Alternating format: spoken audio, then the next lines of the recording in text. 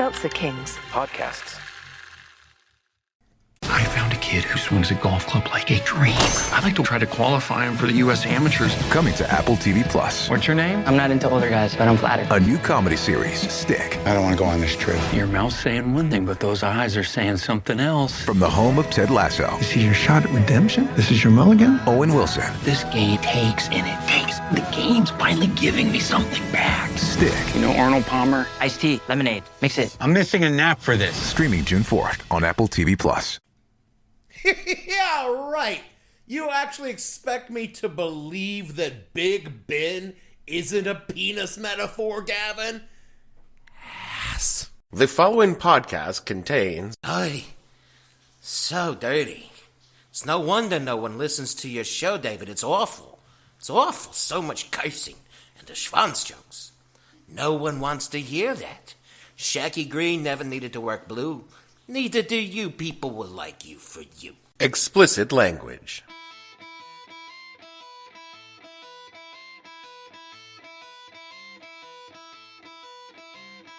Hello and welcome to the podcast that asks a simple question. When you tried to convince that hot chick in the club that you were a federal agent because of your female body inspector t-shirt, what the hell were you thinking?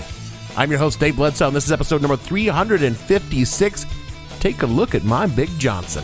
When we talk about that time in the 90s when we all thought that funny t-shirts made us seem, I don't know, fuckable or something. Stay tuned. The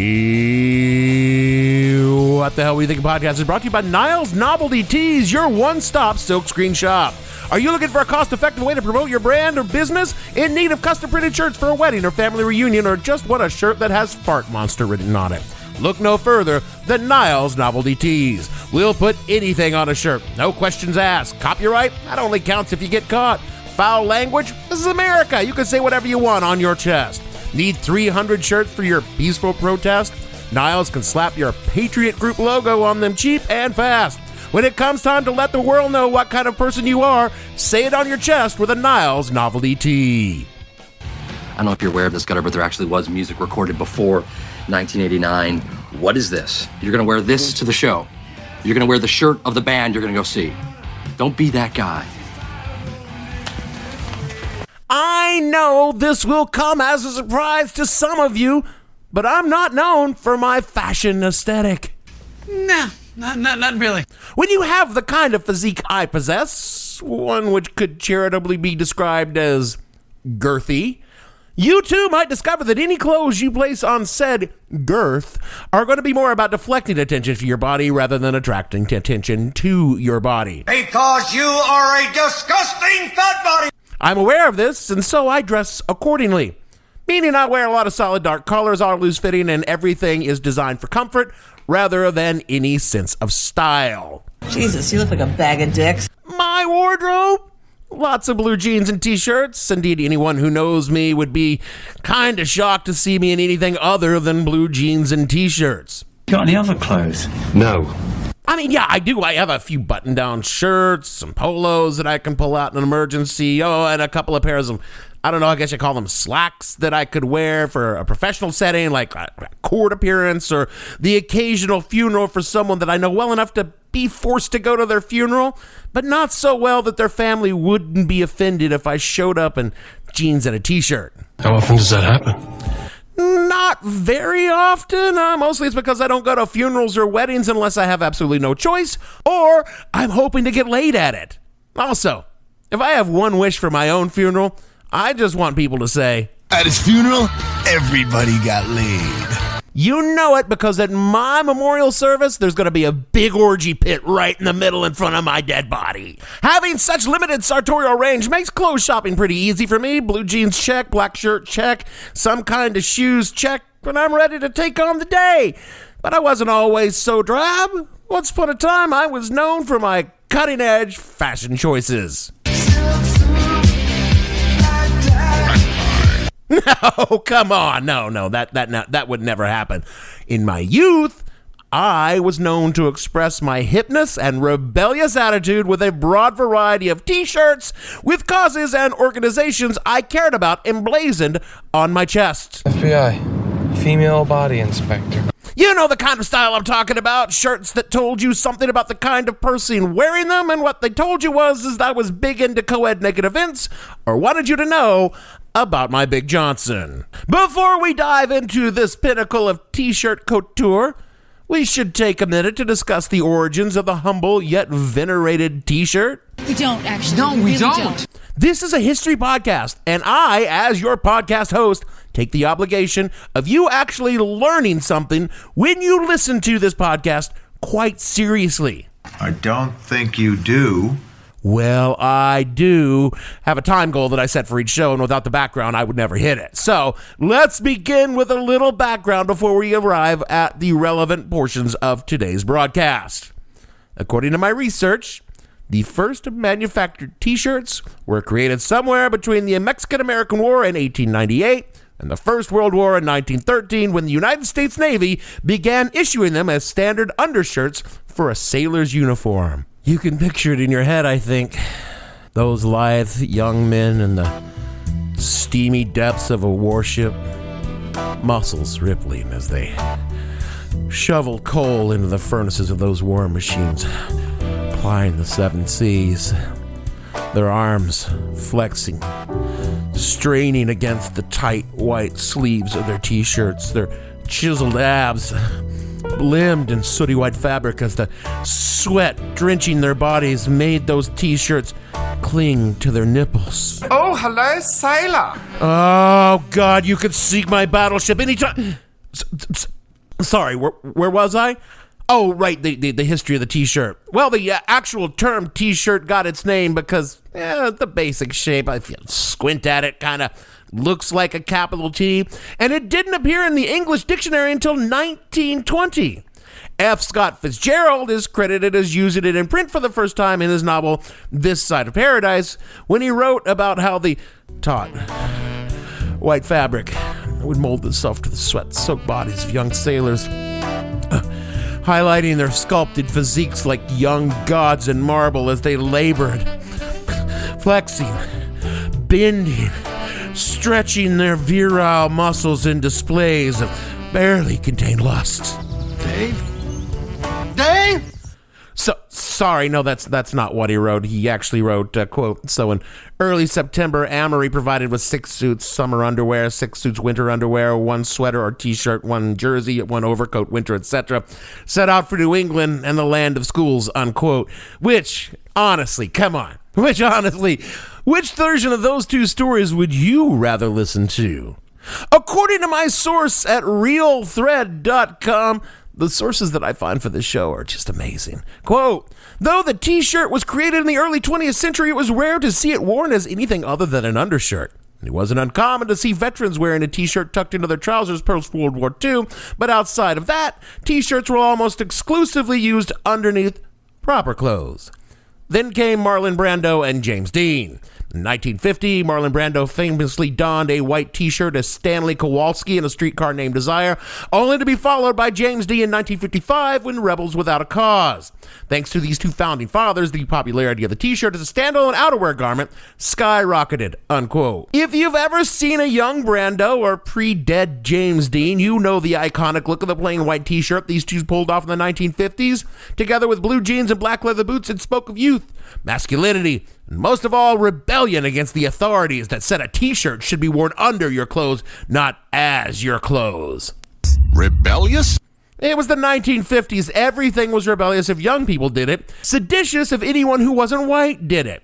As an upside, as far as I could tell from my research, Brando and Dean didn't steal wearing a t-shirt as an outer garment as a token of coolness from black people, so I guess we got that going for us. But when you think about it, just wearing a different kind of shirt instead of a button-down and calling it cool is pretty much one of the whitest things I can think of, so it kind of makes sense.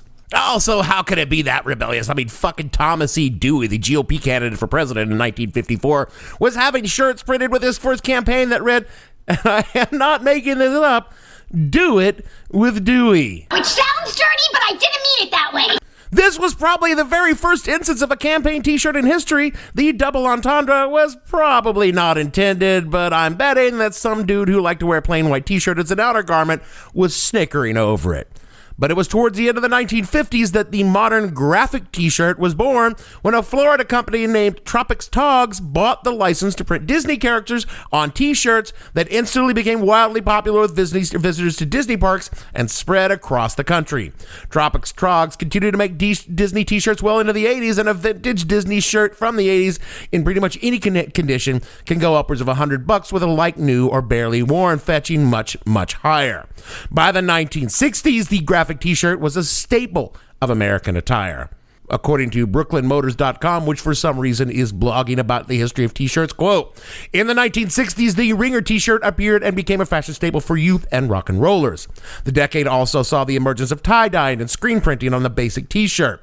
In the late 1960s, Richard Ellman, Robert Tree, Bill Kelly, and Stanley Mouse set up the Monster T-Shirt Company in Mill Valley, California, to produce fine art designs expressly for t-shirts. Monster shirts often feature emblems and motifs associated with the Grateful Dead and marijuana culture. Additionally, one of the most popular shirt symbols to emerge out of the political turmoil of the 1960s were t-shirts bearing the face of Marxist revolutionary Che Guevara, unquote. You know, you've seen that. They're still on college campuses to this day. For my money, the 1970s were the apex of graphic t-shirts, when culture and garment combined to create some iconic imagery. That's going a little far to prove your point, isn't it? Oh, I don't think so. Let's see here. There was the R. Crumb Keep On Trucking shirts that told America that no matter how bad things looked right now, they should keep on trucking, Chief. Or the ubiquitous symbol of the 1970s, the Smiley Face. If there's a symbol more associated with the 70s, I don't know what it is. And also, despite what some of you might think, Forrest Gump did not invent the Smiley Face t-shirt. Another time I was running along, somebody who had lost all his money in the t-shirt business, and he wanted to put my face on a t-shirt, but he couldn't draw that well, and he didn't have a camera. Here, use this one. Nobody likes that color anyway.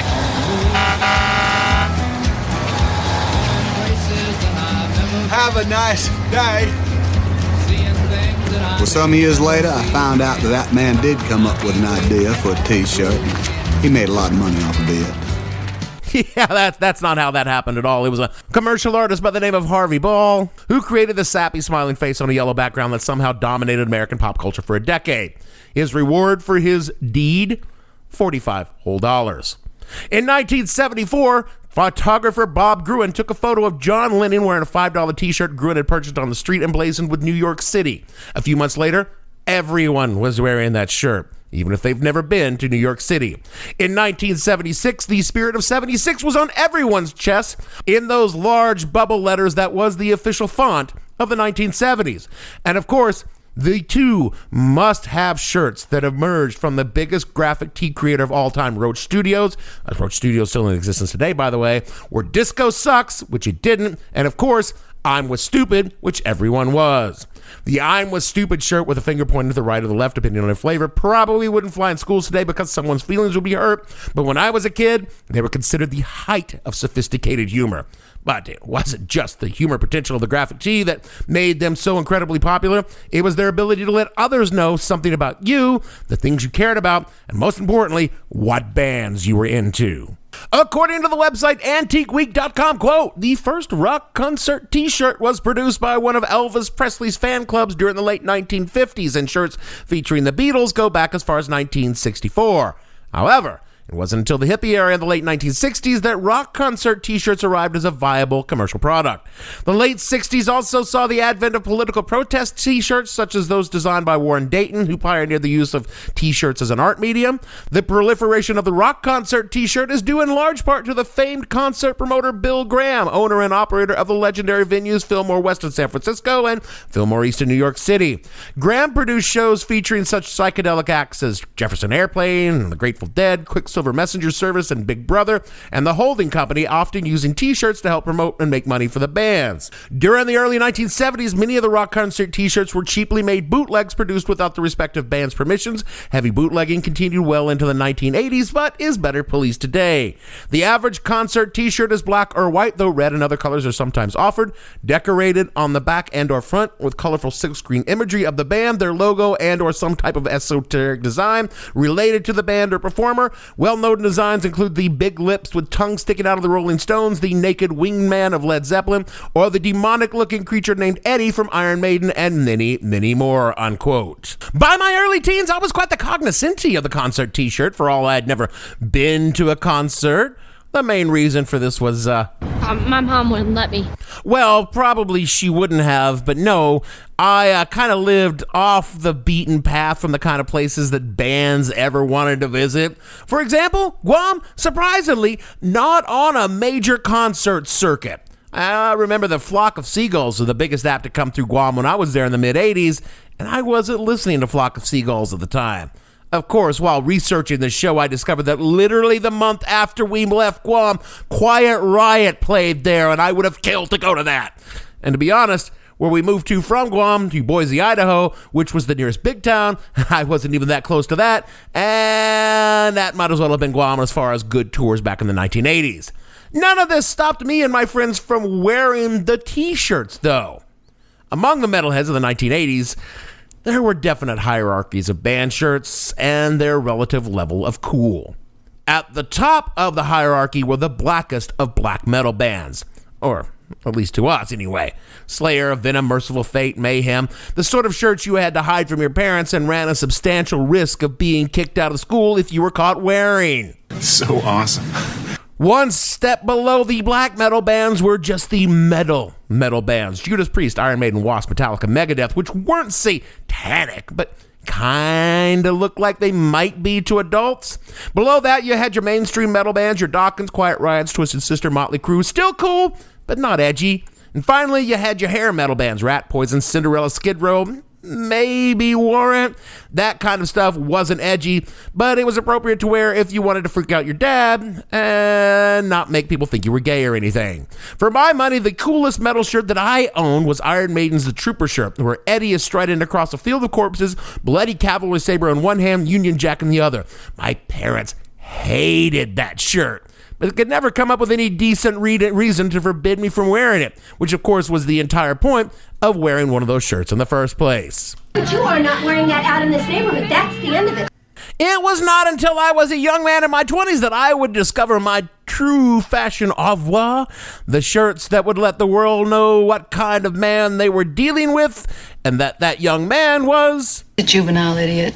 In the early 1990s, America was suddenly awash in the sort of cultural backlash against the 80s. You could see it reflected best in how fashion changed. The template of the late 1980s, its neon color palette, light breezy fabric, abruptly gave way to what could be called grunge, and grunge was not just in the music, it was also a fashion style. Lots of workwear, flannel, denim, dark tones, that kind of thing. And for a couple of years, we were all looking as though we had just left our third shift to the lumber mill and stopped by the cafe for a quick poetry session. By 1994, however, grunge was fading and men's fashion in the 70s was suddenly back in, and that included the wearing of the graphic tee. However, the discerning man of the 1990s was not going to don a Smiley Face t-shirt. His graphic tee needed to say something about the moment he was living in, and that moment could best be summed up as, oh yeah, tacky. So Slate magazine described the fashion moment in a 2015 article. Quote, in 1994, the human chest was the most direct way of letting the world know who you were and who you aspired to be. In a pre-social media world, the t-shirt was the most direct way to express affiliation with a brand, subculture, or even where you stood on the O.J. Simpson trial or Tonya Harding versus Nancy Kerrigan. It was 1994, after all. Thanks to a few enterprising bros, the new apparel options were plentiful. For the mellow pothead or spiritual bro, there were the Beach Bums, Peace Frogs, and Mountain Life is Good, Tropics Togs, and Hypercolor.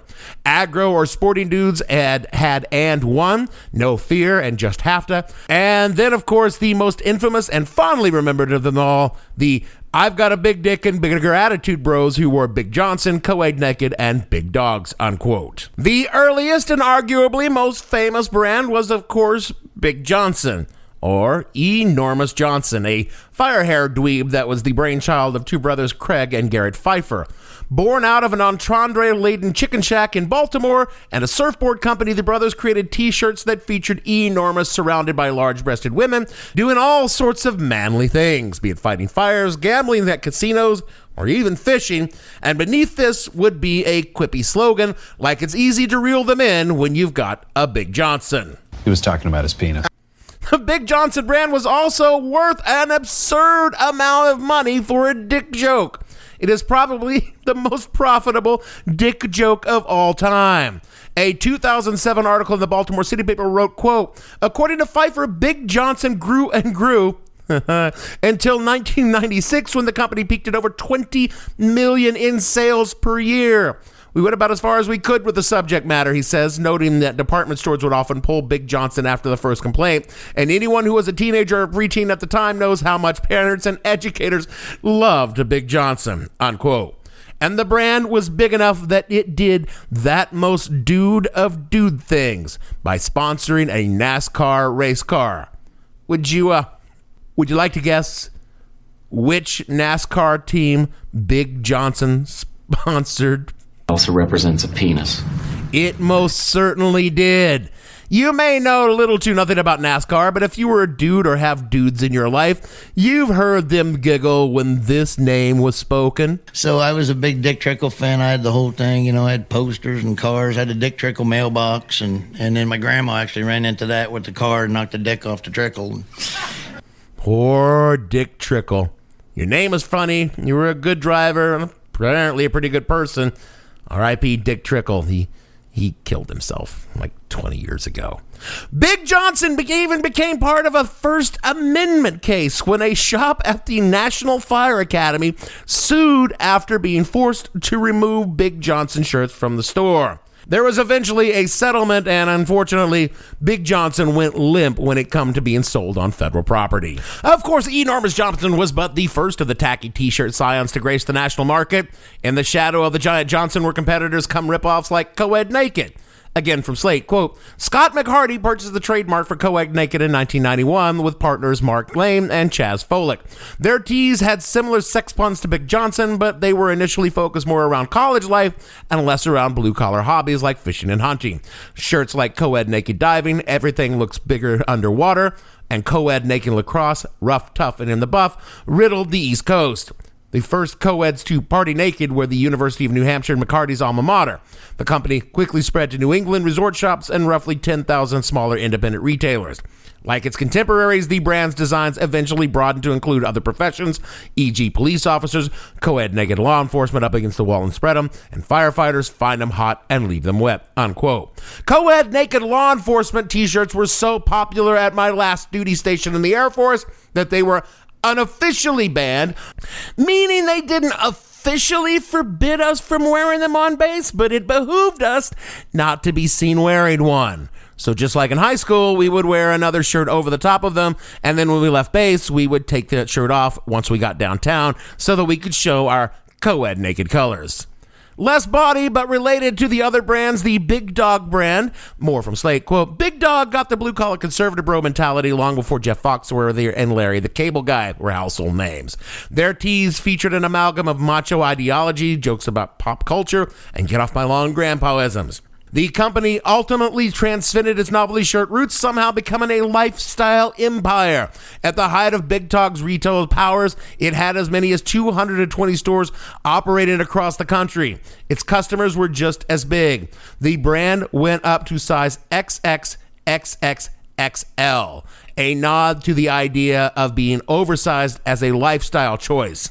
You don't remember the medium-sized guy wearing the funny t-shirt, says Big Dog Sportswear director Steve Doxson. You remember the guy that's XXXXXL. Most importantly, the Big Dog consumer believed in the Big Dog attitude. You want to be the top dog, you want to be the league dog, you want to be the big dog, unquote.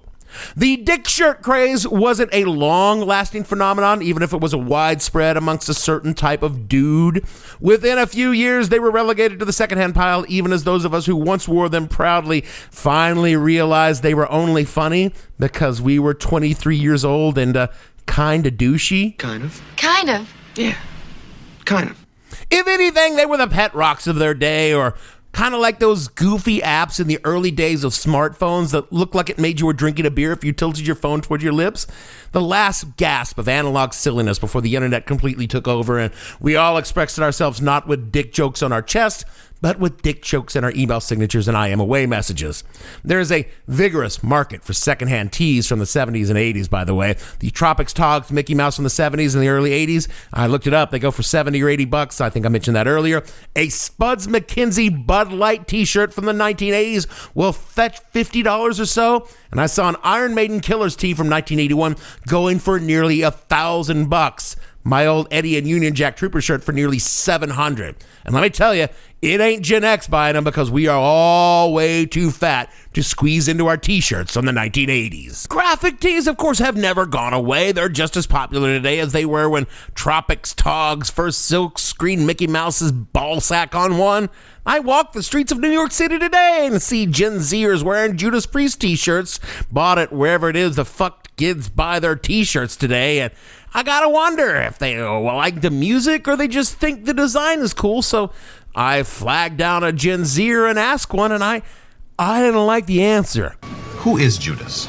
The reprints these days, and there are a lot of reprints, make finding a legit vintage shirt online really hard because as they're made to look as old, cracked, and faded as, the weather-beaten faces of those of us who wore them back in the 1980s. Pro tip, if you're looking for a legit vintage band shirt from the 1980s or 90s, ask your mom where she hid your dad's band shirt so he'd stop wearing them. Oh, important thing, because tacky never goes out of style, keep your eyes open for a graphic tee with my face on it if you want one. Within a week or two of this show hitting your feeds, we've got some coming out because we've always had some merch, but what we really need is a good t-shirt for you, our fans. In a way, I like to think this show carries on the Big Johnson legacy because for almost 7 years, it's just been one dick joke after another that for some reason people laugh at and occasionally give us money. But if we ever do go on tour, though, our concert merch, I promise, will be just as awesome as Iron Maiden's. I'm going to have Gavin recreate the Trooper shirt walking across a field of empty Jameson bottles holding a microphone and the Union Jack because he will really, really hate it. Whatever the occasion, effortless elegance is right this way. Because Hilton brings you new ways to stay courtesy of the Nomad London. And it doesn't stop at award-winning dining in a space draped in velvet and illuminated by vintage chandeliers. No, this day goes beyond with unparalleled personalized service and attentive hospitality. Oh, and did we mention the Nomad London can be booked using your Hilton Honors points at Hilton.com? Hilton, for the stay. So, you just started using LinkedIn Premium. Now what? Well, on your Premium company page, you noticed around 7.5 times more page engagement and 5 times more page views. Well done. And now, new clients are messaging you. All because you're using LinkedIn Premium, which helps you get the business growth you want. Think big, small business. Think big. Start your free trial at linkedin.com/premium small business. That's linkedin.com/premium small business. That is it for our show this week. See, I told you this week would be more chill. After 3 weeks of quasi-heavy politics and pretty much every cop show ever filmed, I wanted to bring it back to the stuff we do best around here. Find some significant facet of pop culture and then wring every ounce of content out of it like a sweaty sailor wrings out his shirt, his glistening chest just shimmering in the hot sun, begging to be touched. Dave, come back. Sorry, I'm sorry. I do get lost there sometimes. Speaking of oversharing, rate and review this show wherever you get your pods. It helps to others to find us and realize that maybe you've shared a little too much there. If you'd like to keep the show in plain black t-shirts, kick us $1 on patreon.com/whatthehellpodcast. I promise I will not use it to make a co-ed naked podcasting shirt, except that's totally going to be the shirt we're going to make with my face on it. Do all the things that Jeremy tells you to do in the closing, and he will make sure that I am not actually naked on the co-ed naked podcasting tour. And so for me, Dave, silk suit, black tie, I don't wear them, and I've got no reason why. Bledsoe, producer, actually, cufflinks and a stick pin make for a very sharp presentation. Gavin, and all the fictional Big Johnsons on the show, we want you to know that every girl may be crazy about a sharp-dressed man, but when you got a Big Johnson podcasting t-shirt on, they will always want to see your microphone. And we'll see you all next week.